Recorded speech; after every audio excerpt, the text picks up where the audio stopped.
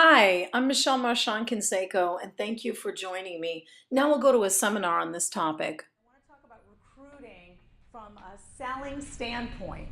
And I get really excited when I talk about that because I taught the 4 steps of ethical selling for years. And I think recruiting is nothing more than a glorified sales job. Do some of you see that? Okay, so you ready? Step number 1, build rapport.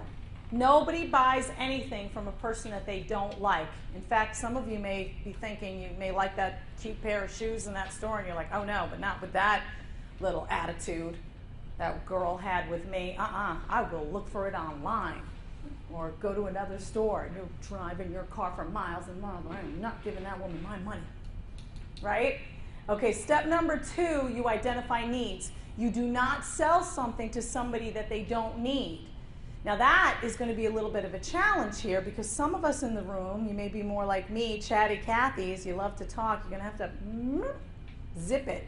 And let me give you some numbers.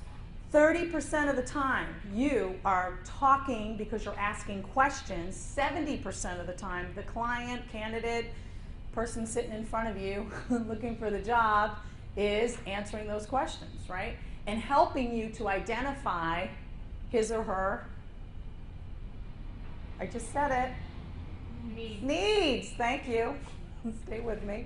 Okay, so step number 2 is to identify needs. You sell things to a person that he or she needs. Now sometimes they don't make that perception. They don't perceive their own needs, so you have to help them to identify their own needs. For example, I'm going to stereotype a little bit, but you may have a younger person, and in my experience of dealing with younger people, especially in a recruiting atmosphere, interviewing and hiring, they don't always compare apples to apples. Well, I'm going to go get a job in Miami because they're going to pay more. And you live where? Do you understand wear and tear on your car, gas? Sometimes they don't make these kind of connections, so you have to help them make these connections. So identify the needs for them. Okay. So we've got step number 1 is to build rapport. Step number 2 is to identify needs. Step number 3 is to present the product or service. In your case, it's a job. So you want to present the job. You want to present it as is. Step number 4 and the last one, right? Close the deal. Close the deal. People love to procrastinate. If you're a human being in this room and you've got blood in your veins, you're probably have to fight this every day of your life. Why would I possibly do today what I could put off to do tomorrow, right?